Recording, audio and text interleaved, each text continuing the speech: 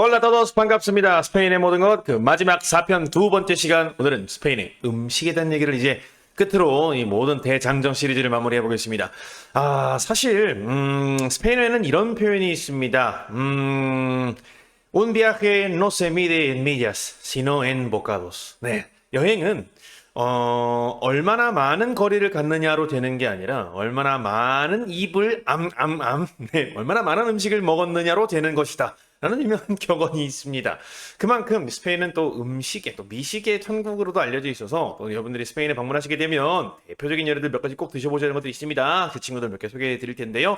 일단 음식은 항상 이 지형의 영향을 많이 받죠. 스페인의 지형 지도를 다시 한 번 더 마지막으로 한번 봐볼 텐데요.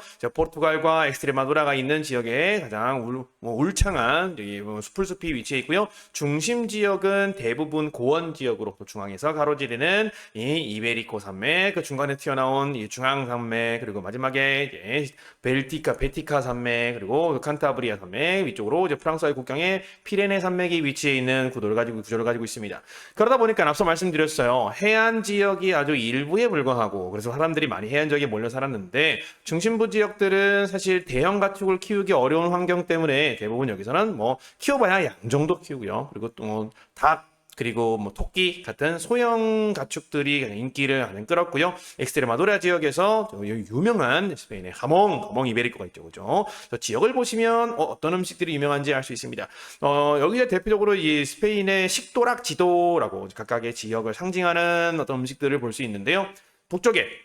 서북쪽에 갈리시아입니다. 우리 산티아고 데 컴포스텔라 성당이 있는 그 지역에 뿔뽀 알라가이에가 뿔뽀가 문어예요. 그래서 갈리시아식 문어 요리가 또 유명하고요. 또 북쪽에 가면 항상 이 더 북쪽에 거주하는 북유럽의 바이킹들하고 교류가 활발했던 이 북쪽 지역은요. 이 파이스 바스코도 있고요. 또 저희 빌바오가 있는 곳이죠. 유명한 곳입니다. 여기에는 바칼라오 하는 대구 요리가 또 유명합니다. 또 중부 지역에 내려가면 다시 동쪽으로 가보면 여기 칼솥이라고 들어보셨나요? 여러분들 대파를 이제 불에다가 치코로 딱 구워 먹으면 맛있잖아요. 그래서 그 요리가 전통적으로 유명한 곳이 바로 이 바르셀로나 지역입니다. 그리고 남쪽으로 내려가면 이제는 스페인을 상징하는 요리 중에 하나가 된 빠에야가 있는 말렌시아가 있고요. 빠에야의 고향이죠. 그리고 중부 지역의 마드리드는 희한하게도 보카디오 데 깔라마리스. 우리로 치면 오징어 링이에요. 오징어 튀김 링이 되게 유명한데 먹을만합니다. 그리고 제가 양치기 하는 지역이 이 중부 지역이라고 말씀드렸죠. 그래서 강이 풍부하고 또 고원에서는 소나 돼지 같은 대형 가축들을 키우기 어려웠기 때문에 양의 어떤 그 우유, 양의 우유를 통해서 만든 치즈가 깨서 만체고입니다. 깨서 만체고 유명한데 이게 좀 한국인들한테는 잘 안 맞아요. 이게 너무 찌릿한 맛이 강해서. 그리고 남쪽 지방의 생존 음식 중에 하나인 가스파초가 있습니다. 그래서 이런 이 스페인의 전국에 대한 요리들을 다 다루면 시간이 너무 많이 지나가니까 코치니 와사도도 있지만 그죠? 가급적이면 여러분들이 절대 놓치시면 안 되는 너무너무 아까운 요리들 몇 가지를 필두로 제가 소개해 드려 보겠습니다. 첫 번째는 말렌시아의 메인 요리이자 또 스페인을 상징한 요리가 된 빠에야입니다. 사실 이 빠에야는 스페인의 볶음밥이라고 소개를 하기도 하고 뭔가 사실 리조또 비슷하기도 하고 사실 조리 방식은 실제로 이렇게 막 볶는 요리는 아니에요. 자작한 육수에다가 생쌀을 넣어서 자글자글 끓여가지고 만드는 요리인데 기본적으로 이 바에야라는 이름은요 라틴어로 프라이팬을 의미했던 빠텔라에서 유래한 것으로 알려져 있습니다. 프라이팬에다가 밥을 하는 요리예요. 그죠? 여기에다가 무슬림들이 이제 도입해서 가지고 온 이 쌀이 이베리아 반도의 주로 식재료가 됩니다. 이슬람 사람들이 전파해온 이 쌀을 많이 먹는데 일상에서 맨날 먹지는 않고요, 우리만큼. 그래도 좀 자주 먹는 어떤 식재료 중에 하나로 자리를 잡았습니다. 발렌시아는 아까 지도에서 보셨던 것처럼 해안지대지만 넓은 해안선에 골고루 이 좁은 수목 평원이 많이 배치가 돼 있어요. 그래서 독특한 지형적인 특징을 가지고 있죠. 그러다 보니까 말씀드린 것처럼 닭고기뿐만 아니라 닭하고 이제 토끼가 굉장히 유명했어요. 기억하시죠? 이 이베리아 반도라는 이름 이전에 페니키아 상인들이 이 이베리아 반도를 이셔파님이라고 불렀다. 토끼가 많은 땅이라고 불렀어요. 그래서 실제로 빠에야의 메인 재료는 토끼고기입니다. 근데 토끼고기를 꺼려 하시는 분들이 최근에 많아져서 닭고기 그리고 이제 해안지대니까 새우, 홍합 등등 해산물들하고 토마토, 감자, 채소를 넣어서 끓이다가 결국 마지막에는 볶게 되는 요리예요. 그래서 이 요리에는 샤프란 오일이 들어가서 노란 빛을 대체적으로 띱니다. 그런데 여러 가지 버전이 있어요. 뭐 해안지대이다 보니까 뭐 먹물을 넣기도 하고요, 새까맣게 만들기도 하고, 그래서 다양한 버전들이 존재하는데 일단 그 해산물과 육고기 또 이제 닭고기가 어우러져서 감칠맛이 굉장합니다. 여러분들 해산물 볶음 요리 좋아하시는 분들은 빠에야 꼭 한번 드셔보시기 바라고요. 샤프란 향이 아주 은은하게 풍겨서 색깔도 노란 빛이 나서 아주 맛있어요. 빠에야 꼭 드셔보시기 바라고. 이제 한국에서도 빠에야를 즐겨볼 수 있는 곳이 여러 곳이 있습니다. 저도 정말 한 곳에 정착하기 위해서 여러 국내 스페인 레스토랑을 찾아다니고 있는데 아직까지는 여기 진짜다 할 만한 곳들을 찾지 못했습니다만, 그래서 또 스페인에 가시게 되면 빠에야 꼭 드셔보셔야겠죠, 그죠? 뭐 좋습니다. 자, 그리고 이제 스페인의 대표 요리 중에 하나라고 하면 이 하몽 이베리코를 빼놓을 수가 없습니다. 하몽은 스페인어로 그 자체로 햄을 의미하는데요.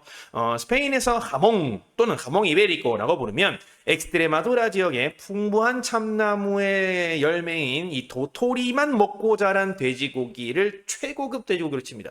정말 달라요. 요즘 한국에서도 대형마트 가시면 스페인산 이베리코 돼지를 맛볼 수 있어요. 좀 비쌉니다. 네, 한 국내산 고기보다 한 돈보다 훨씬 비싸요. 그런데 독특한 육향이 있어요. 네, 고소합니다. 진짜 도토리만 먹고 자라서 그런지 모르겠지만, 그래서 오래전부터 여기 이 이베리코 돼지의 뒷다리를 통째로 염장해서 햄을 만들어서 아주 얇게 포를 떠서 먹는 문화가 있었는데, 말씀드린 것처럼 엑스트레마도라는 스페인 영토 내에서는 거의 유일한 넓은 수목 평원지대예요. 그래서 여기에 참나무가 풍부하다고 말씀드렸죠. 그래서 도토리만 먹고 자란 돼지도 있고, 등급에 따라서 도축되기 직전에 뭐 한 6개월 동안 도토리를 먹였다 그러면 무슨 등급, 3개월만 먹였다, 뭐 한 달만 먹였다, 이런 등급에 따라서 얼마나 많이 먹였느냐에 따라서 등급이 달라집니다. 가격도 당연히 천차만별이고요. 이때 이 지역에서 가축화되던 이 돼지들을 이 페니케 상인들이 전수한 염장 기술을 도입해서 정말 오래전부터 먹었을 것이다 라고 이렇게 추정하고 있는 요리 중에 하나예요. 근데 이 친구는 현재는 한 1-2주 정도 염장을 하고, 그렇게 하고 나면 한 2년 정도까지 보관이 가능하다고 해요. 그래서 여러분들 이 하몽 판매하는 곳들이 굉장히 많으니까 가서 드셔보시면 좋은데 좀 짭니다. 우리 입맛에 좀 짜요. 그래서 그냥 식빵 같은 거 같이 주문하셔가지고 토스팅 된 거, 또 토스트 빵 같은 거를 곁들여 드시거나, 아니면 달콤하고 어떤 그 육즙이 많은, 육즙이라고 하면 안 되겠지, 과즙이 많은 메론이나 뭐 아니면 어떤 그 수박 이런 과일들하고 곁들여 먹어도 맛있어요. 특히 저는 메론하고 먹었을 때 진짜 맛있었던 것 같아요. 그래서 간단하게 안주 차원에서 즐겨 먹는 요리입니다. 또 짜기 때문에 항상 다른 거 곁들여 먹어 드시는 거 추천드립니다. 그래서 엄청나게 대단히 특별하진 않아요. 근데 한 번쯤 먹어볼 만은 하다. 네, 독특한 요리니까 또 스페인을 상징한다고 하니까 드셔보시기 추천드리고요. 안타깝게도 우리나라는 육가공 제품들을 비행기로 들여올 수 없기 때문에 네, 현지에서 다 소비하시고 오셔야 돼요. 그래서 뭐 대규모로 막 구매해 오신다거나 그런 계획은 하시기보다는 현장에서 여러 바나 레스토랑에서 한 번쯤 즐겨보시길 부탁드리고요. 또 이 스페인 북부지방, 특히 바르셀로나에도 많이 팝니다. 대구 스테이크. 스페인어로는 바칼라오 알필필이라고 불려요. 필필이 뭐지? 사실 이 대구 요리를 하는 방법이 굉장히 간단하면서도 명료하지만 정말 맛있습니다. 이베리아 반도 최북단에 위치한 자치주를 바이스 바스코라고 해요. 바이스는 어떤 나라라는 뜻인데 바스크 왕국이라는 이름을 여전히 유지하고 있는 곳이고요. 사실 이 스페인의 어떤 그 당시 중세 이전에 중세 시기죠. 이베리아 반도가 사실상 이슬람 제국이 모두 점령당했을 때, 그때까지도 유일하게 남아있던 몇 안 되는 도시 국가 중에 하나가 바로 바스코 지역이에요. 그래서 자부심이 굉장합니다. 근데 이 지역은 이베리아 반도 최북단의 칸타브리아해 바로 남쪽에 위치해는 연안에 있는 그런 도시이기 때문에 아주 오래전부터 북유럽에 있는 이 바이킹들이 잡아오는 대구를 활용한 요리가 굉장히 활발했어요. 그래서 여기 대구에다가 남쪽에서 이제 그 수입해서 올라온 올리브유를 같이 조리에 활용하면서 유명해지게 된 요리인데요. 이 바이킹들은 대부분 염장한 대구를 그때 유통을 했고, 지금도 염장한 대구로 대부분 요리를 많이 합니다. 그래서 이 염장 대구를 토막을 딱 잘라요. 스테이크 크기만큼. 그래서 껍질 부분이 아래로 가게 프라이팬에다가 넉넉하게 올리브유를 부어서 껍질 부분과 이 올리브유를 함께 튀기면서 조리를 합니다. 이 소리가 삘삘삘삘삘삘 소리가 난다고 바칼라오 알삘삘이 된 거예요. 그래서 바칼라오가 대구입니다. 어떤 메뉴판에 바칼라오가 적혀 있으면 그건 대구 요리다. 네, 기억하시면 되겠죠, 그죠? 그래서 여기다가 뭐 마늘, 고추, 뭐 그리고 뭐 올리브유 이것만 가지고 요리를 해요. 그리고 에멀전을 하고 난 소스를 다시 한번 뿌려서 먹는 요리인데, 기본적으로 요리를 주문하실 때 주의할 점이 있습니다. 이미 염장된 대구에다가 조리를 하기 때문에 소금을 그냥 빼달라고 하셔야 돼요. 소금 빼달라고 하실 때 그때 그냥 조금 주세요 할 때는 뽀꼬쌀, 네, 조금만 주세요 할 때는 아예 빼주세요 할 때는 노쌀 하시면 됩니다. 또는 신쌀 하시면 돼요. 신쌀, 신이 뭐뭐 없이란 뜻이니까 신쌀 기억해 주세요. 소금을 아예 뿌리지 마라. 그냥 대구 그 자체에 나는 간으로는 충분하다라고 이렇게 말씀을 잘 전달해 주셔야 너무 이제 짜지 않은 이제 대구 요리를 즐기실 수 있습니다. 혹시라도 그냥 소금 빼주세요 했다가 그 염장하지 않은 대구를 쓰는 지역도 있고 그런 레스토랑도 있기 때문에 너무 간이 안 맞다 그러면 소금을 따로 조금만 더 부탁을 하세요. 그래서 이렇게 하시면 됩니다. 쌀, por favor. 네, 스페인어로 뭔가를 부탁할 때는 por favor 하시면 되거든요. 쌀, por favor 하시면 쌀 조금 줄 거예요. 그죠? 얘는 왜 이러는 거야? 쌀 빼달라 그랬다가, 뭐 다시 더 달라 그랬다가, 그죠? 이거는 뭐, 좀 귀찮게 하더라도 어쩔 수 없어요. 네, 우리는 한 끼 한 끼가 소중하잖아요. 그래서 이제 스페인 북부 지방에 여러 장소에서 맛볼 수 있으니까 여러분들 꼭 주위에서 네, 소금 유의하셔가지고 주문해 주시고요. 한 번쯤은 꼭 드셔보셔야 돼요. 네, 추천드립니다. 자, 그리고 마찬가지로 북부 지역에 바르셀로나에서 많이 만나볼 수 있어요. 그래서 북부 지역 음식들은 다른 북부 지역을 많이 뭐 여행 제가 소개 때는 많이 안 시켜드렸는데 그 이유가 있습니다. 나중에 제가 스페인 순례길을 다녀오는 길에 다녀오는 길에 순례길을 네, 식도락 여행으로 삼아서 그래서 순례길이 사실 북부의 딱 그 피레네 산맥부터 갈리시아까지 이제 북부를 가로지르는 길이 순례길이기 때문에 그 길을 가면서 북부 지역을 모두 탐험한 다음에 소개해드리려고 일부러 이번에는 제외했습니다. 그래서 많은 분들의 순례길은 따로 제가 배치하는 게 좋을 것 같아서요. 어쨌든 바르셀로나에서 이 북부 요리를 즐길 수 있는 것 중에 하나가 또 이 갈리시아에서 난 돌문어를 가지고 만드는 뿔뽀 알라가예가입니다.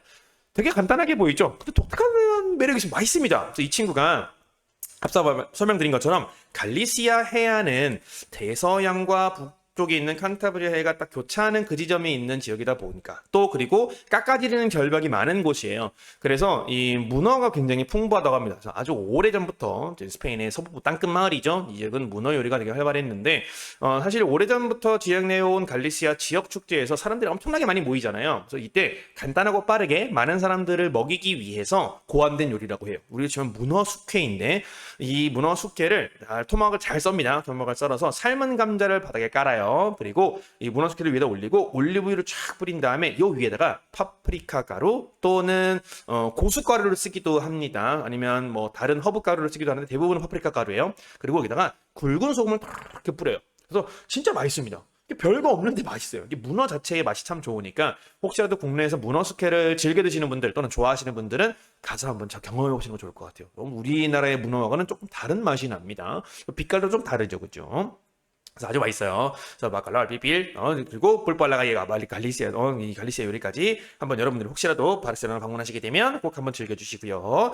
그리고 우리 마드리드 지방 일대를 가면 이 코치니요 아사도가 있죠. 새끼들이 바비큐예요. 지금 너무 징그러워요 하시는 분들 계실 텐데 현장에 가면 이렇게 서빙을 하기도 하고요. 미리 요청을 하면 그냥 토막 부분만, 뭐 뒷다리 부분, 앞다리 부분만 따로 이렇게 흉측하지 않게 해주시기도 합니다. 그래서 여러분들 이 코치노가 돼지를 의미하는 말 중에 하나예요. 여기다가 축소사인 이요가 붙어서 새끼 돼지 바베큐, 아사도가 바베큐니까.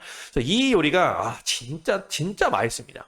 이 세고비아라는 지역은 로마 시대 때부터 이 지역 주변이 밀하고 콩 재배가 활성화되어 있다고 해요. 그래서 이러한 밀과 콩을 먹고 자란 돼지 콩구이가 유행했는데 이때는 통돼지구이가 그냥 성체인 돼지를 잡아먹겠죠. 근데 그 이후에 중세로 넘어오면서 이 지역에 거주하던 일부 귀족들 사이에 야 새끼 돼지가 그렇게 맛있어 이러면서 이제 뭔가 좀 유행을 하게 돼요.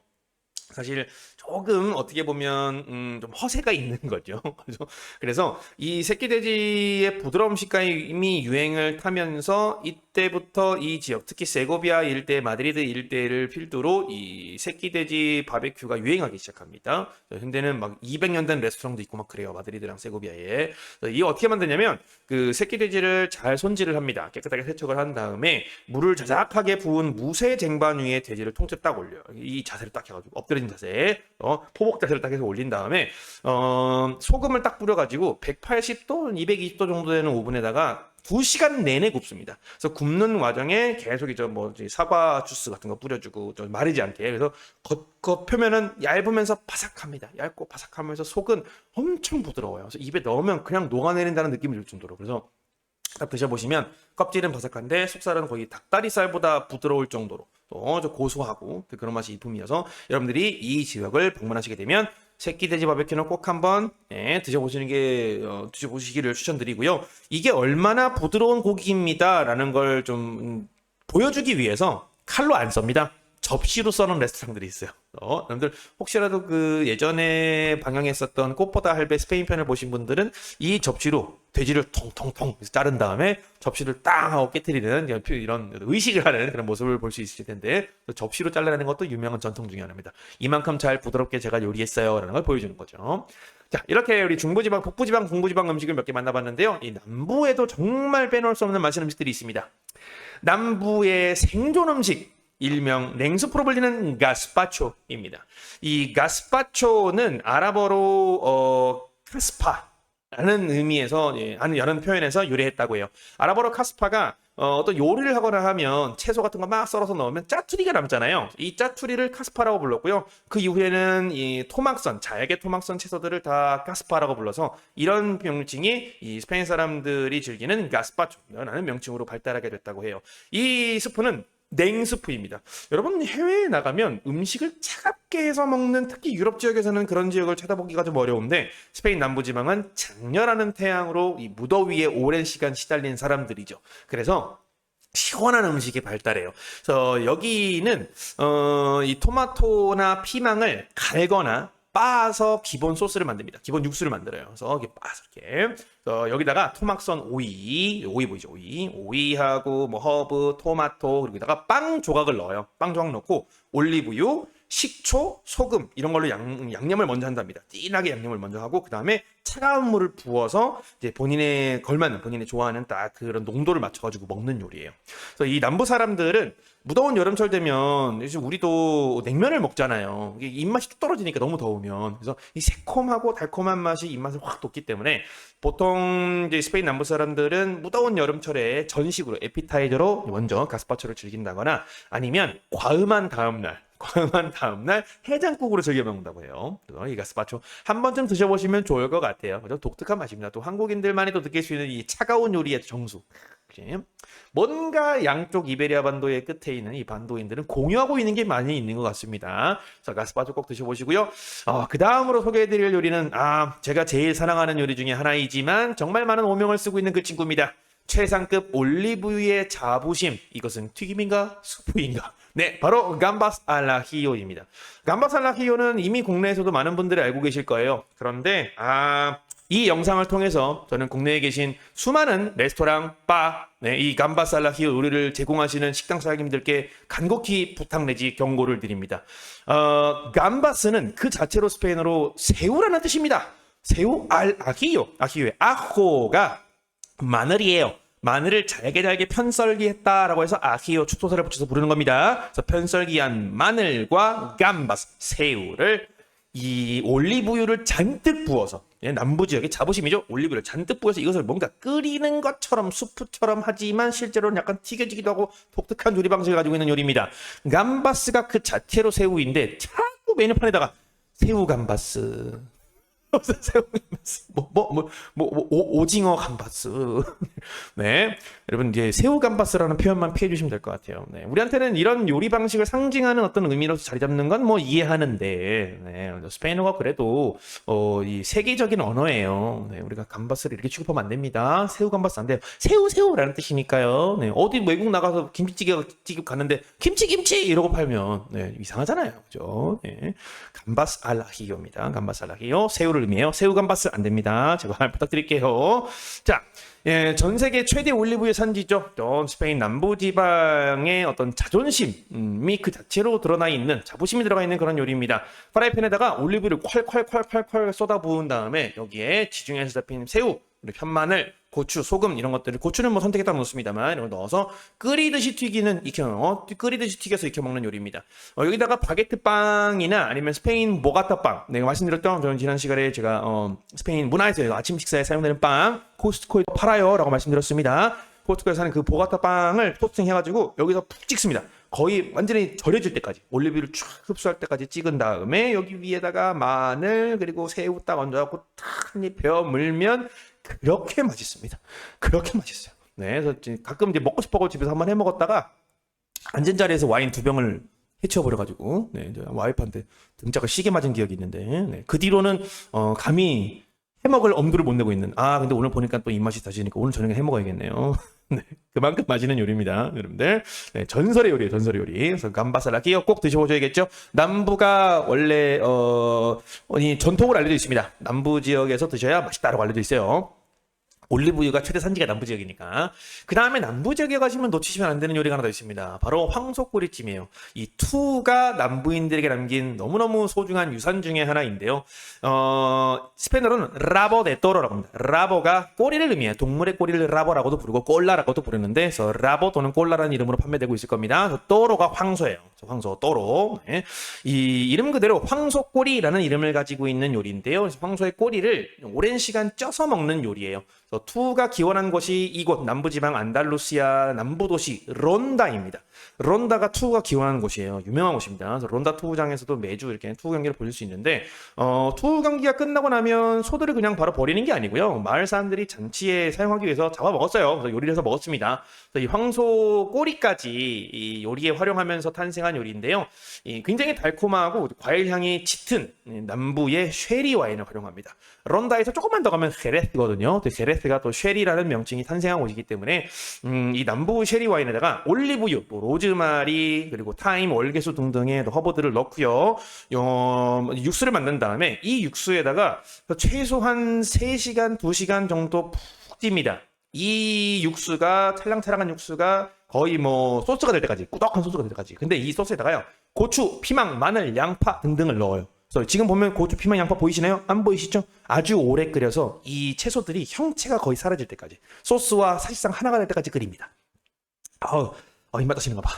그리고 딱 그 속꼬리하고 소스만 딱 발라서 감자튀김에다가 먹는 게 정석처럼 알려져 있는데, 독특하게 간장 한 스푼 안 들어가는데 우리의 갈비찜과 비슷한 맛이 나요. 독특합니다. 입맛이 잘 맞으실 거예요. 근데 우리는 항상 갈비찜과 다른 어떤 채소 반찬들을 곁들여 먹는데, 여기는 채소 반찬이 없으니까 샐러드 꼭 곁들여 드세요. 샐러드 꼭 곁들여 주시고, 샐러드는 스페인어로요, 엔살라다라고 합니다. 엔살라다. 이 단어의 어원도 참 재미있는데, 어쨌든 샐러드가 보이시죠? 가운데 셀러드가 보이죠? 엔살라다라고 불러주세요. 함께 곁들여 주시면 정말 정말 맛있습니다. 그래서 와인과 함께 드시고, 또 남부 특색 있는 와인, 남부 와인들이 진짜 향이 좋아요. 그래서 제가 제일 사랑하는 와인, 스페인산 와인을 모든 지역에 제가 갔던 곳은 다 지역 와인을 먹어봤는데, 론다에서 판매했던 와인이 가끔 생각이 납니다. 제가 제일 좋아하는 와인이에요. 독특한 친구입니다. 그래서 그 친구 가끔 이제 직구해가지고 먹기도 하는데, 여러분들 추천드릴게요. 그래서 저처럼 이제 지역 이동하실 때마다 그 지역의 전통 방식으로 제조된 와인을 드셔보시는 것도 좋아요. 사실상 스페인은 전 국토가 와인 산지거든요. 그래서 유명합니다. 자, 이 지금까지 제가 소개해드렸던 요리들의 절대 빠지지 않는 식재료가 하나 있었어요. 바로 올리브유죠. 네, 올리브유는 스페인 요리의 심장과도 같습니다. 스페인 남부 사람에게 이런 이야기를 제가 들은 적이 있습니다. 만약 당신이 남부를 여행하면서 안달루시아의 빈 땅을 보았다면, 그곳은 곧 올리브 나무가 심어질 것이라는 곳이다. 그만큼 올리브 나무가 엄청나게 많습니다. 어느 정도냐? 제가 남부 지역에서 이제 뭐 기차를 타고 막 이동을 하고 여행이든 출장을 가든 이렇게 하다 보면 바깥 창가를 구경할 때가 많잖아요. 그러면 모습이 이렇게 생겼어요. 이게 올리브 나무 밭입니다. 네. 오와열을 맞춰서 엄청나게 넓은 범주에 걸쳐서 올리브 나무가 심어져 있죠. 참고로 올리브 나무는 보통 10년 이상 자란 상태에서부터 이제 올리브유를 이제 생산하는데, 최장 1000년까지도 살 수 있는 나무고요. 보통 실질적으로 올리브 열매 생산에 활용되는 그런 올리브 나무는 500살까지? 네, 그래서 이 정도 두께면 한 100살? 200살지 않을까요? 엄청나게 오래된 올리브 나무들이 많이 있습니다. 그래서 새롭게 심어지고 있는 친구도 엄청나게 많고요. 최근에 기후위기 때문에 많은 위기를 겪고 있다고 하는데, 그래도 여전히 엄청나게 많습니다. 그래서 제가 사진 한번 찍어봤어요. 여기 저요. 남부지방 기차를 타고 이동하고 있는 사람입니다. 네, 디오. 참 초췌하네요. 네. 어쨌든 외관을 봐주세요. 이곳은 기차에 있는 식당 칸이에요. 이것도 너무 낭만 있지 않나요? 네. 저는 스페인 가잖아요. 기차 타면 제 자리에 안 앉아 있어요. 내내 식당 칸에 가서 이것저것 안주도 시키고 맥주도 먹고 가는 내내 즐깁니다. 저는 한국 기차에서 이 식당 칸 사라진 거 너무 아쉬운 것 같아요. 낭만 있잖아요. 너무 멋있잖아. 달리는 기차에서 탁 이렇게 뭔가. 어쨌든 이 바깥의 풍경을 딱 보면 제가 보고 있었어요. 그런데 이런 장면을 봤습니다. 와, 역시 올리브 나무, 역시 남부지방은 올리브지. 야, 이러고 가면서 자세를 바꿔서 다른 쪽으로 봤더니 여전히 또 올리브 밭이에요. 그리고 한 2, 30분 갔더니 또 올리브 밭입니다. 네, 그래서 올리브 밭밖에 없어요. 남부지방은 기차 달리다 보면 그냥 빈 땅이 있으면 다 올리브, 여기 빈 땅 있네요. 네, 곧 올리브가 심어질 겁니다. 아마도 그럴 거예요. 네, 오래돼서 이제 더 이상 이제 올리브나 열매를 생산할 수 없는 나무들은 다 벌목을 하고 다시 땅을 좀 휴식기를 거친 다음에 다시 올리브 나무를 심습니다. 네, 그만큼 올리브가 엄청나게 많이 생산되는데 스페인이 진짜 올리브가 그렇게 유명한가? 네, 많은 분들이 올리브유 하면 이탈리아를 떠올리시는 분들이 계신데요. 아니에요. 전 세계 올리브유 생산 1위 국가가 스페인입니다.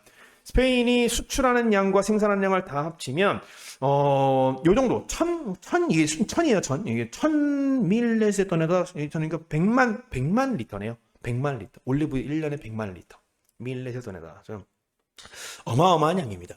네. 근데 이게 어느 정도 양이냐면 전 세계에서 올리브유를 가장 많이 생산하는 나라 2위가 이탈리아인데 3위가 포르투갈이고 2위부터 9위까지의 수치를 모두 합하면 스페인이랑 비슷해집니다. 약간 넘어요. 네, 그래서 2위부터 8위, 2위부터 8위, 네, 8, 9위까지 합치면 스페인이랑 비슷합니다. 그만큼 압도적인 양을 생산해요. 이 규모가 어느 정도냐?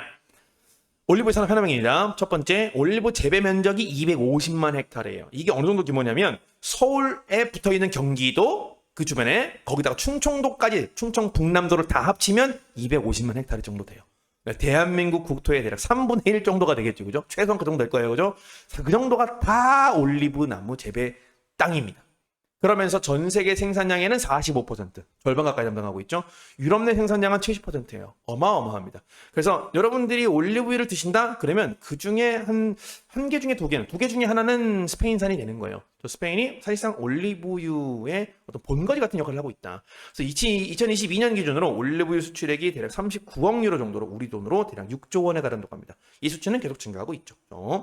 그래서 올리브유를 이해해야만 스페인의 음식 문화를 여러분들이 이해할 수 있고 또 그래서 더 재미있게 더 제대로 즐길 수 있는데 이 올리브유의 생산 과정을 잠깐 보여드릴게요. 올리브유는 보통 연말에 10월에서 연초 다음 해 이듬해 연초 1월달까지 수확을 하는데요. 기계로 수확하지 않습니다. 최상급 올리브유를 수확하기 위해서는 사람들이 일일이 가서 손으로 땁니다. 그래서 이렇게 장비 막대 같은 거를 장대 같은 거 들고 가서 톡톡톡톡톡 치면서 바닥에다 이렇게 깔아놓죠. 그죠? 한 번에 쫙 쓸어오는 형식이에요. 그래서 이렇게 수확한 올리브유를 직접 가지고 가서 이렇게 세척 과정을 거치는데 올리브유는 이 과정이 매우 짧게 이루어져야 돼요. 그래서 남부 지역 사람들은 1년 내내 느긋하게 자란 것처럼 보이지만 올리브유 수확철이 되면 밤을 새기도 합니다.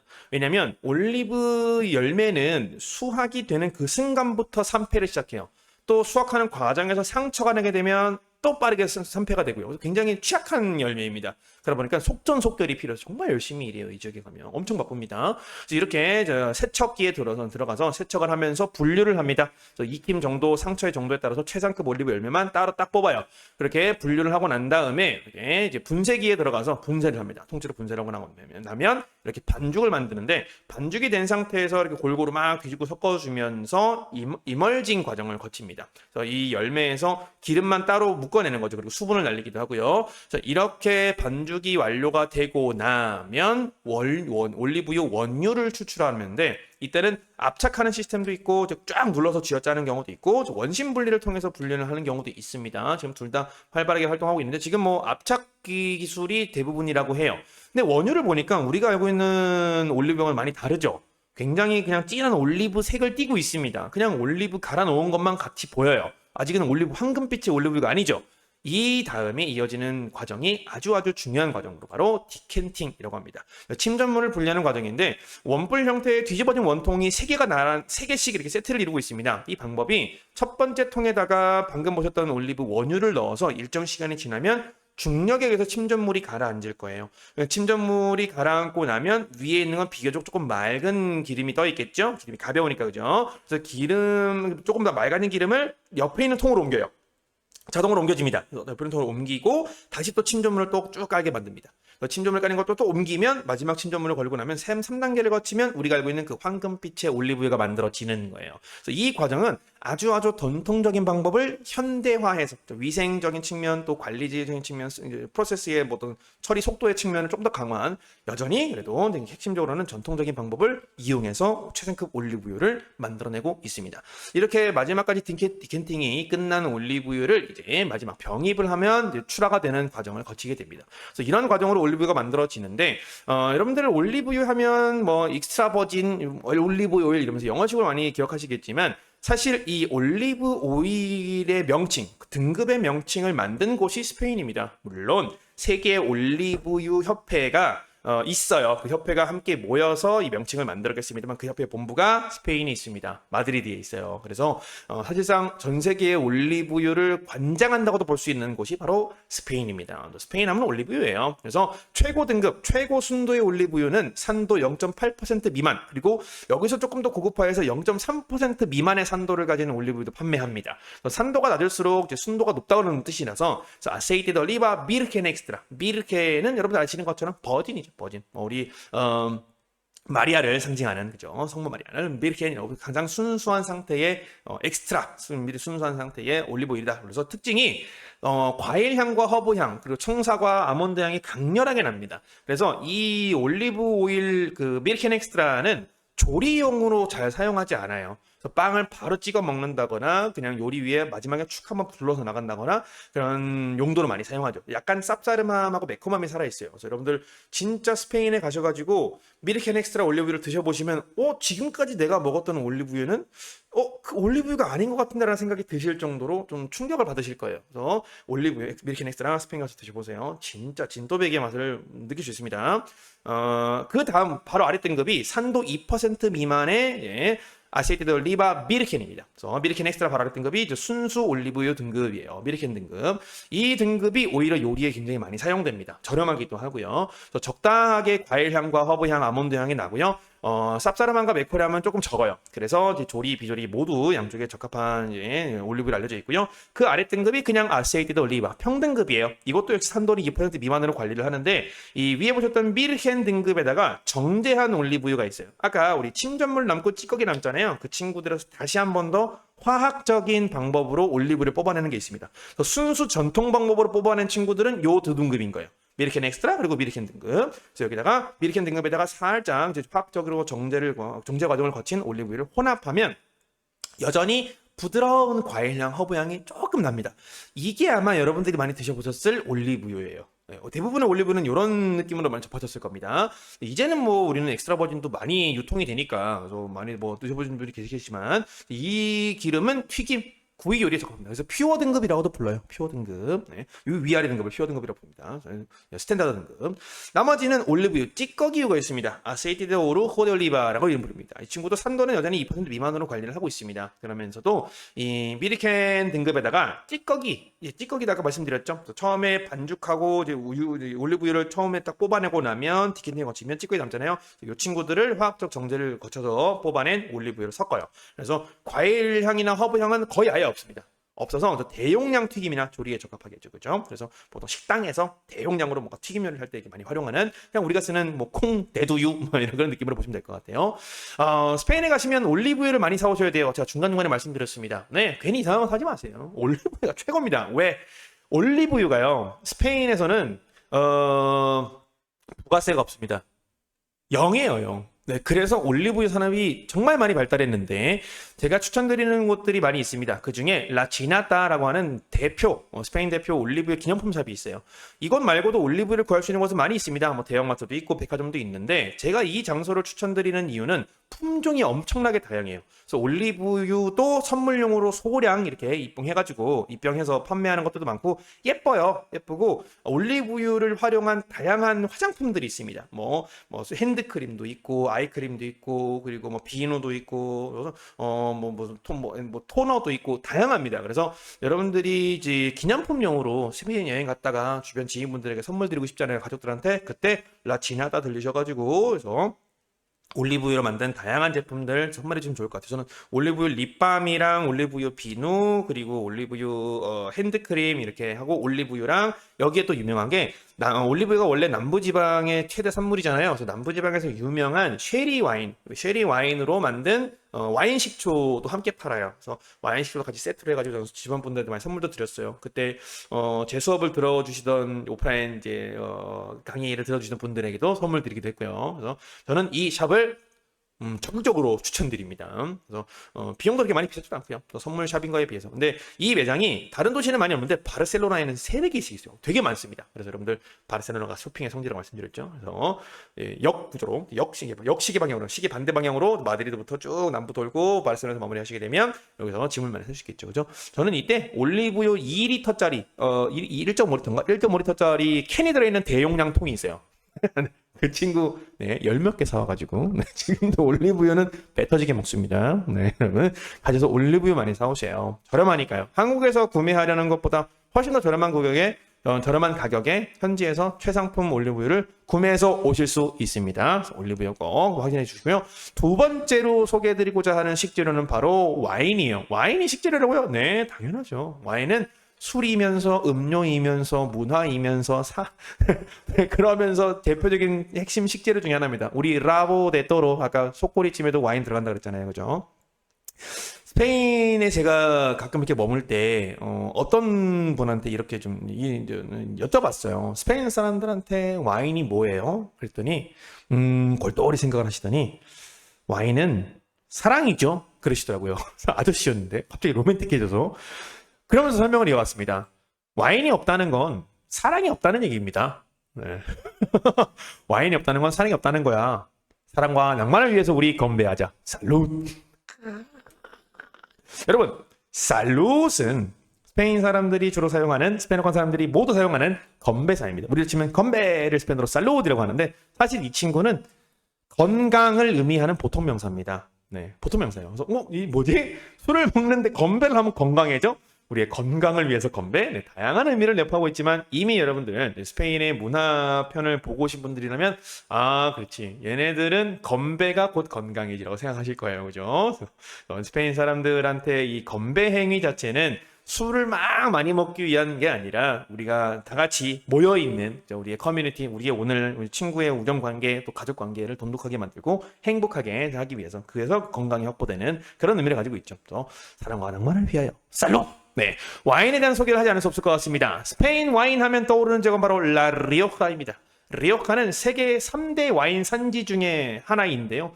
리오카산 와인을 저도 굉장히 좋아해요. 집에서 리오카 와인 쌓아놓고 먹습니다. 네, 어젯밤도 먹었어요. 그래서 하루에 한 잔 정도씩은 이틀에 한 번 꼴씩 무조건 먹는 것 같습니다.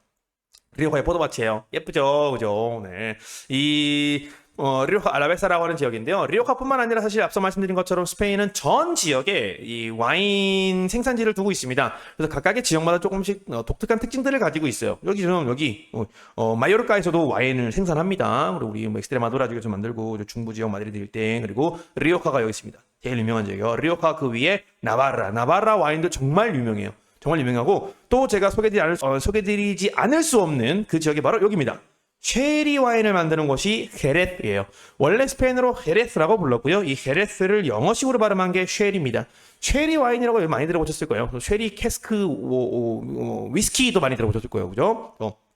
이 스페인 사람들의 와인 사랑이 어느 정도인지 일단 지도를 통해서 볼 수 있지만 여러 주요 지표를 통해서도 확연하게 드러납니다. 세계 와인 생산국 순위를 여러분 혹시 아시나요? 네, 많은 분들이 프랑스 또는 미국일 거야 생각하셨을 텐데 아닙니다. 이탈리아가 압도적인 일이에요. 여기는 지금 단위가 100만 헥톨리터예요. 그래서 1헥톨리터가 100리터기 때문에 여기 보시는 5천만 헥톨리터라고 하면 우리 억으로 읽으시면 되겠네요. 그죠? 대략 이탈리아가 연간 50억 리터의 와인을 생산해서 세계 1위고요. 2위가 프랑스 45.6억 리터, 그리고 그 뒤를 스페인이 있습니다. 네, 스페인은 세계 3대 와인 생산국이에요. 네, 많이 안 알려져 있는 것 뿐이죠. 근데 왜 이렇게 안 알려져 있을까를 생각하면 이 지표를 소개드리지 않을 수가 없습니다. 첫 번째, 스페인 와인 산업 현황을 보면요. 연평균 생산량은 앞서 보신 것처럼 대략 35.7억 리터, 36억 리터쯤으로 세계 3위에 위치해 있는데요. 연평균 수출량이 생산량의 10%밖에 안 됩니다. 90%는 모두 내수에서 소비돼요. 그래서 이 규모 자체가 4.5조 원, 적지 않은 규모지만 10% 수출한 수치예요. 그런데 이게 얼마나 대단한 건지, 근데 이 인구수에 비례해서 말씀드릴 수밖에 없을 것 같아요. 수출량까지 해서. 우리가 아까 1등이 이탈리아였죠? 이탈리아는 전 국민이 대략 한 6천만 명 정도 됩니다. 6천만 인구의 국가인 이탈리아가 수출량이 대략 40% 정도 돼요. 근데 50억 리터 가량을 1년에 생산한다고 했으니까 대략 60%만 내수에서 소비하는 거예요. 6천만의 인구가 대략 한 35억 리터 정도를 소비하고 있습니다. 6천만이. 그러고 30% 빼면 40% 빼면 한 30억 리터 정도 될까요? 30억 정도 될 것 같네요. 그죠? 30억 리터 6천만이 소비합니다. 프랑스는요. 스페인어로 프란시아라고 부르는데 이 프랑스는 인구가 7천만이에요. 대략 7천만쯤 됩니다. 7천만 명이 수출은 50%쯤 하니까 50%를 소비하겠죠? 근데 이 친구들이 아까 보니까 한 45억 리터 정도 생산한다 그랬죠? 그러면 해봐야 한 7억 리터? 27억 리터 정도만 7천만 명 인구가 소비하는 거예요. 얼마 안 되죠? 근데 방금 보여드렸습니다. 에스파냐는, 스페인은요, 5천만이 조금 안 됩니다. 5천만 인구가 10%만 수출하고 90%를 소비합니다. 근데 이 1년 연간 생산량이 아까 37억 리터 정도 되죠? 36억 리터 정도 된다 그랬으니까 대략 33억 리터 정도는 32억 리터 정도를 인구의 대부분 5천만 명이 소비를 하고 있는 거예요. 그러면 1인당 와인 소비량으로는 세계 3대 와인 생산국 중에 누가 제일 많은 거예요? 스페인이죠. 스페인 사람들 와인 제일 많이 먹습니다. 그래서 이탈리아, 프랑스 얼마 안 먹는 거예요. 네. 와인은 에스파냐죠. 네. 그래서 저는 많은 분들이 스페인산 와인을 즐겨보시지 못한 이유, 생산량의 10%만 수출하니까. 왜 10%밖에 안 해요? 그러면 마케팅 능력이 부족해서 그 이유도 있는데요. 스페인 사람들한테 이 지표를 보여주고 물어보면 다 한마디씩 합니다. 다 똑같은 얘기예요. 잘하고 있네. 우리가 먹을 것도 없는데 수출 많이 하다 보면 유명해지고 유명해지면 비싸지는 거 아니야? 비싸지는 거 싫어. 스페인산 와인이 저렴해요. 전반적으로 저렴합니다. 여러분들 코스트코나 스페인산 와인을 판매하는 곳에 가보시면 스페인산 와인들이 기본적으로 저렴합니다. 그래서 많은 분들이 와인이 비싸야 좋은 거 아니야라고 생각하시는데 오늘 영상을 끝으로 여러분들은 조금 와인에 대한 다른 관점을 가지시게 되고 또 스페인산 와인을 즐기시게 될 거라고 저는 생각합니다. 그래서 와인이 어떻게 생산되는지를 한번 보여드리고자 합니다. 와인은 보통 10월 이후에 포도를 수확을 해서 와인을 만드는데 스페인은 조금 더 빠릅니다. 대략 9월에서 10월 달 정도에 이제 와인용 포도를 수확을 이렇게 합니다. 수확이 완료된 포도는 바로 제조 공장에 가서 이 줄기를 제거해요. 줄기들을 다 제거하고 포도 열매만 최대한 남겨놓습니다. 이 열매를 가지고 이제 막 으깨서 착즙을 하는데 이 과정이 여러분들 알고 계시는 와인 밟기였던 과정이에요. 예전에는 와인을 이렇게 다 밟아서 했는데 발로 밟으면 위생적인 문제도 물론 있습니다만 균일하게 착즙이 되지 않는다는 문제 때문에 지금은 100% 기계화되어 있습니다. 그래서 포도를 다 착즙을 합니다. 착즙이 끝난 와인을 바로 이 발효통에 초대형 스테인레스 발효통에다가 착즙된 주스 거기다가 껍질 씨까지 다 포함해서 이 통에다 넣어요. 넣어서 자연 발효를 대략 일주일에서 10일 정도까지 시킵니다.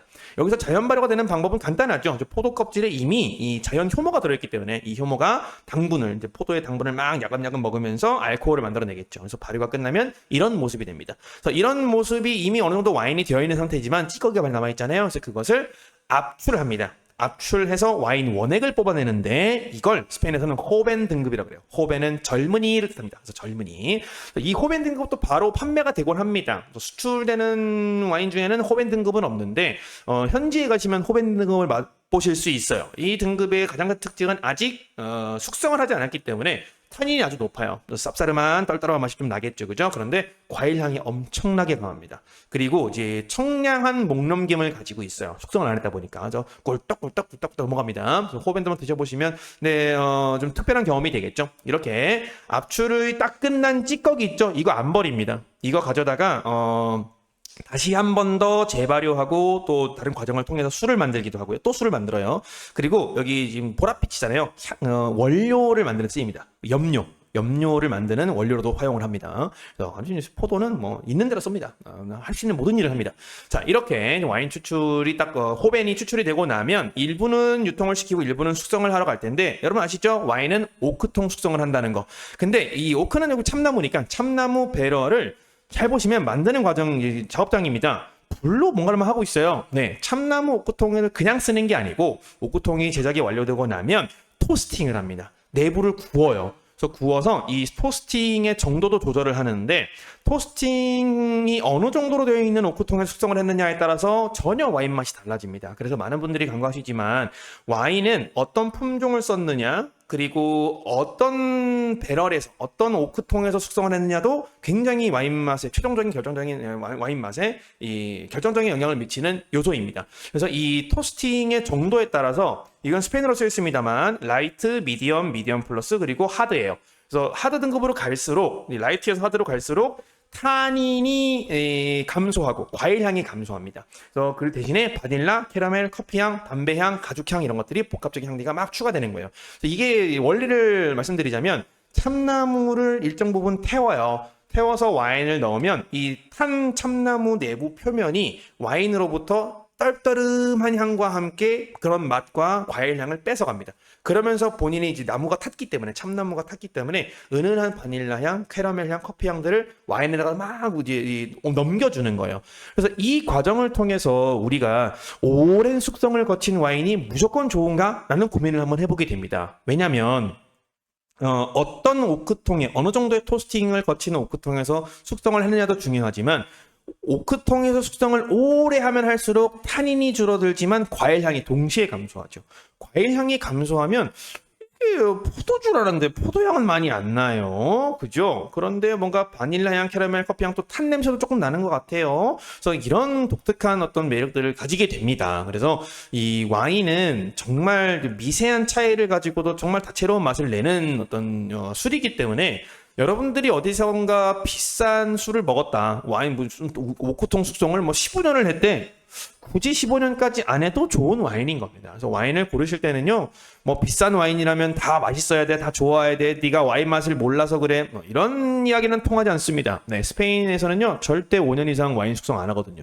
오크통 숙성을 너무 많이 하면 원래 포도가 가지고 있는 그런 시트러스한 과일향 그리고 정말 플로럴한 꽃향 이런 것들이 너무 많이 훼손돼. 그건 와인의 본질이 아니지라고 생각하는 그런 민족이에요. 그래서 여러분들이 그동안에 이런 어떤 고정관념을 가지고 계셨다면 와인은 내 취향이 아니야 라고 생각하셨다면 스페인산 와인들 한번 즐겨보세요. 왜요? 스페인산의 대부분 와인들은요 미디엄 플러스 또는 미디엄 토스팅 그 배럴에서 이 숙성을 하기 때문에 그리고 길지 않은 시간 이 숙성을 하기 때문에 어느 정도의 감소한 타닌 그리고 높은 과일향 적절한 당도 거기에 복합적인 바닐라향, 캐러멜향 이런 것들이 덧붙여진 이런 복합적인 맛을 내기 때문에 굉장히 일반적으로 와인을 난 내 취향이 아니던데 맛 없던데 하시는 분들은 네 마음에 드실 거예요.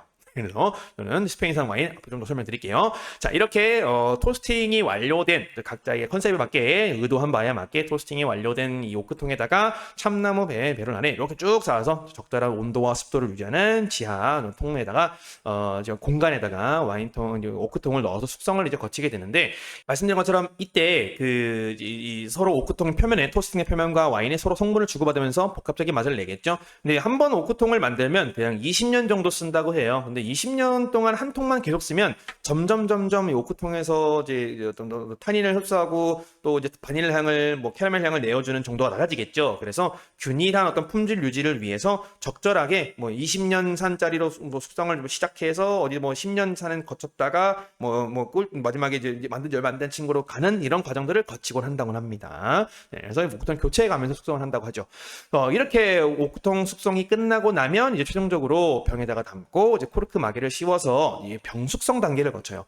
병을 코르크 마개를 사용하는 이유는 코르크 마개는 대부분 다 거의 뭐 사실상 포르투갈에서만 생산을 할 수 있어요. 코르크 나무의 껍데기를 잘라서 만드는 건데 이 코르크 마개의 특징은 기공이 엄청나게 많이 뚫려 있습니다. 그래서 공기가 조금씩 소통을 해요. 그래서 오크통 숙성을 짧게 하고 병입 숙성을 길게 만드는 와인들도 있어요. 일부러. 그런 와인 중에 하나가 제가 좋아하는 론다의 그 로스 프론토네스라는 이름을 가진 술입니다. 적어드릴게요. 로스 프론토네스. 네, 이 친구는 보통 스페인산 와인들은 최고급으로 치는 게 5년 숙성 와인인데요. 보통 2년 내지 3년만 오크통 숙성을 하고 병입 숙성을 대략 10년 정도 하는 와인들이에요. 솔로 프론토네스. 이 친구도 진짜 독특한 맛이 있습니다. 오크통 숙성을 짧게 하고 병입 숙성을 오래 했기 때문에 이 코르크 마개를 통해서 이제 서로 소통하는 미세한 이제 공기 입자들이 와인 향에 딱 전달되면서 와인이 원래 이제 숨기고 있었던 다양한 어떤 향들을 복합적인 향들을 하나로 딱 합쳐가는 안정화 과정을 거친다고 합니다. 그래서 병숙성을 최소 1년 정도 거친 와인들이 제일 좋다. 3년 이상까지도 이렇게 하는데 이렇게 병숙성을 거치고 나면 우리가 알고 있는 이제 와인이 완성이 되는 거죠. 그런데 이 와인도 다른 여러 나라에서 각자 나라마다의 어떤 기준들을 두고 운영을 합니다만 스페인은 와인 등급의 4개밖에 없습니다. 공식적으로는요. 그래서 아까 보셨던 이제 방금 막 스테인레스 이제 발효통에서 나온 그리고 압출이 딱 끝난 등급을 젊은이 등급 거베인이라고 하고요. 이 친구는 배럴숙성을 아예 안 하거나 6개월 정도 짧게 하는 경우도 있습니다. 그래서 보통 지역에 따라서 좀 스타일이 다릅니다만 제가 한번 방문했던 곳은 오크통을 새로 만들면 길들이기 하는 시간이 필요하잖아요. 그래서 그때 한 6개월 정도 호벤을 넣어서 짧게 숙성을 해놓고 그 다음에 이제 2년 이상, 3년 이상 넘어가는 숙성에 사용하는 이제 그런 방법도 있다고 하더라고요. 그래서 이 호벤의 특징 아까 말씀드렸죠. 산도가 굉장히 높고 타닌도 높아요. 그래서 떨떠름한 쌉싸름한 맛을 싫어하시는 분들은 호벤은 어울리지 않을 겁니다. 그죠? 근데 엄청나게 저렴하다는 게 특징이죠. 엄청나게 저렴합니다. 그냥 뭐 옛날에 우리 한국의 어르신들 뭐 저기 어디 뭐 막걸리 가가지고 주전자에다가 이만큼 받아오면 뭐 1,000원 이러잖아요, 그죠? 지금도 막걸리 저렴하지만 거의 그런 느낌으로, 네, 그냥 거의 뭐 와인 전투에 사용되는 그 정도의 등급의 와인인 거죠, 그죠? 그래서 정말 그냥 물처럼 마시는 와인이다. 이 호벤을 병이 숙성 전에 이제 배럴에다가 2년 이상 숙성을 시키면 그리안사는 그 말대로 발달 또는 뭐 어떤 육성이라는 의미를 가지고 있는 일반 보통 명사예요. 숙성이라는 의미를 가지고 있겠죠. 숙성을 2년 이상 하면 그리안사 등급이 되고 병에 넣고 1년 이상 이제 수환한 다음에 안정화가 마무리되면 이제 출하가 됩니다. 이 등급의 특징은 과일과 꽃향이 되게 강해요. 저는 이 꽃향기가 너무 좋더라고요. 과일향과. 그래서 이게 되게 좋아서 바닐라 향은 약간 들어있고요. 여전히 타닌은 높습니다. 왜냐면 오크통 숙성을 짧게 했으니까. 3년 이상이 되면 비축이라는 의미를 가지고 있습니다. 레세르바 등급이 되는데 레세르바 등급의 와인들은 적절한 과일 꽃향을 가지고 있으면서 약간의 바닐라 캐러멜 향이 나고 이 타닌이나 산도는 적절해요. 그래서 저는 레세르바가 제일 시중에서 구할 수 있는 건 제일 싸거든요. 저 레세르바를 많이 먹습니다. 집에서. 그러니까 일상 와인으로 삼기에는 저한테는 제일 잘 맞는 취향인 것 같아요. 근데 가끔 조금 좀 고급적이 먹고 싶다. 좀 칵테일뿐만 아니라 다양하게 먹고 싶다 그러면 그란 레세르바를 먹습니다. 대비축, 그라니, 위대한이라는 뜻인가요? 많이 했다는 뜻이요. 5년 이상 숙성한 것들은 보통 이제 그란 레세르바 등급을 주는데 5년 이상 잘 안 합니다. 그래서 이 그란 레세르바 등급도 병의 숙성을 1에서 2년 정도 거치는데 과일 꽃향, 바닐라, 캐러멜 향의 조합이 굉장히 좋아요. 정말 딱 적절합니다. 그러면서 어떤 상큼하면서 플로럴하면서 뭔가 안정적인 바디감 이런 와인이 가지고 있는 본질과 와인 숙성이라는 과정이 너무 잘 조화롭게 이루어져 있어요. 그래서 그란 레세르바 등급 여러분들 한국에서 구하실 수 있으니까 활용해 보시고요. 저는 좀 산도하고 타닌이 너무 높지 않은 게 좋아요 하시는 분들은 네, 그란 레세르바 드셔보시면 좋을 거예요. 그래서 목넘기도 되게 부드럽고요. 또 달콤해요. 달콤해야 한다라는 게 이제 스페인산 와인들의 기본적인 특징입니다. 와인이 안 달면 왜 먹어? 먹자마자 기분이 너무 좋아 해야지 와인이 있지. 안 그럴 거면 왜 먹냐? 떨떠름하고 달지도 않은 거 이런 주의자들이에요. 스페인산 와인은 명료합니다. 와인은 맛있어야 한다. 네. 그런데 제가 아까 말씀드렸죠. 와인의 맛을 결정하는 가장 중요한 요소 중에 하나는 품종 그리고 배럴 숙성이라고요. 어떤 오크통이 되느냐. 그래서 품종에 대한 얘기를 안 할 수가 없습니다. 네, 사실상 뭐 거의 전부라고 할 수도 있을 거예요. 스페인을 대표하는 포도 품종은 템프라니료입니다. 리오하 지역에서 그리고 리오하 남쪽에 있는 리베라 델 두에로라는 지역에서 템프라니료를 많이 사용하는데 리오하에서는 오크통 토스팅을 미디엄 플러스를 사용해요. 그래서 조금 더 바닐라 향이 강조되어 있겠죠, 그죠? 그런데 리베라 델 두에로 지역에서 만드는 대부분의 이 와인들은 미디엄 통을 씁니다. 그래서 자연스럽게 리베라 델 두에로는 좀 바디감이 라이트해요. 그런데 과일향과 꽃향이 풍부하죠. 그리고 타닌감도 적절하고 적절한 단맛이 나기 때문에 저는 이 지역 와인을 좀 더 좋아합니다. 네. 근데 리오카 와인이 유명해진 계기는 일반적인 대중의 입맛을 잘 사로잡았기 때문이겠죠. 템프라니죠. 가지고 적절한 단맛, 높은 산도, 타닌감이 낮기 때문에 와인에 좀 떫은 맛이 씁쓸한 맛이 싫으신 분들은 딱 리오카산 와인으로 시작하시기 좋아요. 특히 그란 레세르바 등급으로요. 그리고 스페인 하면 전 세계에서 쉘이라는 명칭을 쓸 수 있는 와인은 스페인에서밖에 안 나지 않습니다. 이런 와인이 또 있죠. 프랑스의 스파클링 와인 중에 샴파뉴 지역에서 생산한 스파클링 와인만 샴페인이라는 이름을 붙일 수 있는 것처럼 쉐리라는 명칭은 스페인 남부지역의 Jerez de la Frontera라고 하는 지역에서 생산하는 와인만 이 이름을 쓸 수 있습니다. 아주 전통적인 술이에요. 네, 이때 사용되는 품종이 페드로 히메네스 그리고 모스카텔 두 가지가 제일 유명한데 역시 오크통은 미디엄 토스팅 오크통에서 이제 숙성을 합니다. 이 지역의 와인의 특징은 알코올 도수가 되게 높아요. 평균적으로 와인들은 뭐 한 13도에서 14도 그 정도인데 높아봐야 여기는 17도 막 18도 이렇습니다. 근데 이 상큼한 과일 향이 엄청나게 풍부해요. 그래서 탄닌감은 굉장히 낮고요. 단맛이 높고 산도도 높아요. 그래서 좀 과하다 싶을 정도로 달아요. 셉니다. 그래서 진짜 맛있어요. 그래서 이 친구는 다양한 요리를 만들어 먹는 다양한 방식으로 이제 요리에도 활용하기도 하고 술 먹을 때에도 증류를 해서 이제 브랜디를 만들어 먹기도 해요. 그래서 이 두 가지의 품종을 제가 한번 소개해 드릴 텐데 먼저 첫 번째 템프라니뇨라는 와인은 스페인산 와인의 거의 대부분을 차지하고 있습니다. 이 템프라니뇨의 이름이 스페인어로 템프라노의 축소사 이오가 붙은 거예요. 템프라노는 부사 또는 형용사로 일찍 일은이라는 뜻이에요. 그래서 일찍 뭐해 일찍 다녀 할 때 템프라노 이렇게 합니다. 여기에다가 축소사 이오가 붙은 거예요. 그래서 이름에서 보는 것처럼 이 친구는 금방 성숙하는 포도입니다. 조기 성숙 포도예요. 이 품종 자체가. 보통 포도들은 10월달 정도는 10월 중순이 넘어가야 이제 수확을 할 수 있는데 이 친구는 9월 초부터 수확할 수 있습니다. 왜 그러느냐? 이 친구의 껍질이 아주 얇기 때문이에요. 그게 바로 이 스페인산 와인들이 정말 맛이 있는 이유입니다.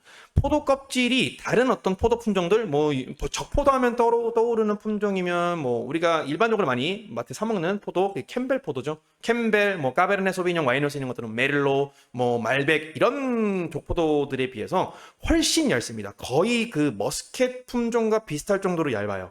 적포도인데도 독특하죠. 그러다 보니까 이 와인에서 나는 떨떠름한 맛, 탄닌감은 이 껍질이 만드는 거거든요. 근데 이 껍질이 얇으니까 오크통 숙성을 오래 할 필요가 없는 거예요. 오크통 숙성을 오래 하지 않으니까 비용이 올라갈 이유가 없죠. 그리고 이 껍질이 얇다는 건 이 태양에서 받아들이는 양분을 더 빨리 흡수한다는 말이기 때문에 당도가 기본적으로 높아요. 그래서 이 템프라니뇨라는 품종 자체가 가지고 있는 높은 매력이 있습니다. 그래서 이 품종으로 만들어진 와인 중에 여러분들이 시중에서 구하실 수 있는 것들은 요겁니다. 코스트코에 가시면 마론델레이, 이제 그란 레세르바 등급도 있고 레세르바 등급도 있어요. 이게 그란 레세르바가 좀 가격이 좀 올라서 28,000원 정도 하고요. 2017년에 이제 병입을 했다고 했으니까 지금 병입은 2017년에 생산을 한 거겠죠? 그럼 대략 5년 정도 숙성을 했을 거고 2023년도에 나왔겠네를 알 수 있겠죠, 그죠? 여기 리베라 델 두에로라고 하는 이제 커클랜드 이제 합작 작품도 있습니다. 이 와인을 저는 개인적으로 좀 좋아해요. 네, 이것도 그란 레세르바 등급이고요. 5년 숙성 등급이죠. 이름만 딱 보면 그란 레세르바야 5년 등급이네. 레세르바야 3년이네 이렇게 생각하시면 되겠죠, 그죠? 생산이 2018년에 했다고 그랬으니까 5년은 2023년이네. 2023년에 이제 딱 병입을 해서 나온 거겠네라고 생각하실 거예요. 그래서 가격도 안 비싸죠. 와인 한 무슨 5만 원, 막 10만 원 이렇게 생각하시는데 이 친구들은 스페인산 최고 등급이에요. 제일 맛있는 등급임에도 3만 원이 안 합니다. 네. 이거보다 낮은 등급도 팔아요. 낮은 등급은 14,000원이에요. 15,000원 정도 합니다. 저는 가면 이제 레세르바 등급, 마론델레이 흰색 배경의 레세르바 등급 한 6병씩 한 번씩 사옵니다. 네. 이게 있으면 무조건 이거 사오고요. 요즘은 이거 찾아보기 힘든 것 같던데 혹시 여러분들 집 주변에 있는 코스트코에 판매하신다면 둘 다 한번 사서 구매해 보세요. 자, 두 번째 품종이죠. 이 쉐리 와인. 쉐리 와인에 사용되는 대표적인 품종이 페드로 히메네스라고 말씀드렸습니다. 쉐리 와인의 특징은요.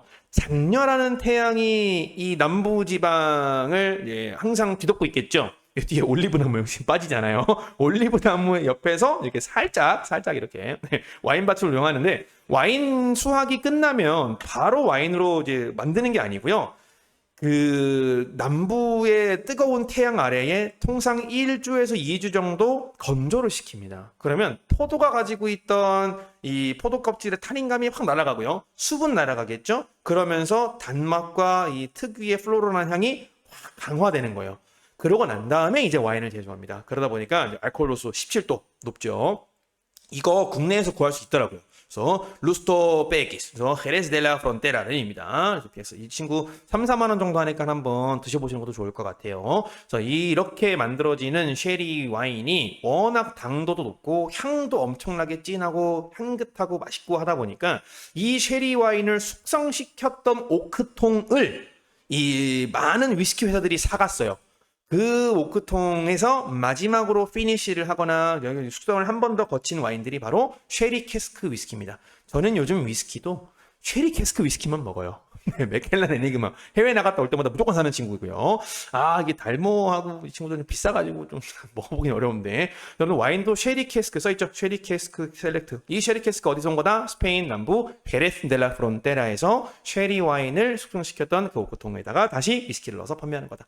그래서 그만큼 이 와인이라는 이 스페인 사는 와인이 세계적으로도 유명한 명성을 가지고 있습니다. 또 비싸지 않은 가격 때문에 정말 대중적이고 또 심플하고 명료한 그런 맛들을 가지고 있습니다. 그래서 여러분들 스페인 와인 현지에서도 많이 즐겨주시고요. 아직 스페인을 못 가보신 분이라면 우리 한국에서도요. 스페인 사는 와인 판매하는 곳이 많이 생겼으니까 꼭 한번 즐겨보시기 바랍니다. 근데 이 와인이라는 게 효능도 좋아요. 과음을 하면 무조건 안 좋지만 하루에 한 200ml 정도를 넘지 않는 소량의 와인을 드시게 된다면 여기는 뭐 활성산소, 노화의 주범이죠. 안토시아닌 풍부하고요. 또 뭐 체온이나 면역력을 상승시켜서 암치료 또는 예방 효과가 탁월하다고 알려진 이 퀘르세틴 그리고 갈산이 포함되어 있습니다. 또 와인하면 폴리페놀이죠. 원래 이 포도 껍질이 가지고 있는 타닌 성분에 폴리페놀이 많이 들어있는데 항산화 효과, 피부 노화 막아주고요. 멜라닌 형성을 억제시키고 기미 주근깨 개선 효과가 있다고 합니다. 그리고 마지막에 또 다양한 심혈관 질환을 예방하는 데 사용되는 이제 라스베라톨, 그리고 타닌 성분이 와인에 포함되어 있기 때문에 또 무기질도 많이 들어있어요. 뭐 칼슘, 마그네슘, 뭐 나트륨, 철분 등등. 그래서 와인이 소량으로 장기간 꾸준히 어느 정도 섭취했을 때 스트레스 감소에도 효과가 좋고요. 그렇기 때문에 건강 관리에 굉장히 좋습니다. 제가 얼마 전에 유튜브에서 이런 어떤 영상을 보다가 그 스트레스를 연구하시는 서울대의 어떤 뭐 정신과 이 교수님 신경외과 교수님이셨나? 그 교수님이 좀 논쟁을 하시는 걸 봤어요. 네. 스트레스가 지속적이고 만성적인 스트레스 그리고 이 사회적인 고립감에서 오는 외로움 이것이 담배와 술보다 훨씬 위험하다. 훨씬 위험하다. 비교도 안 된다. 네.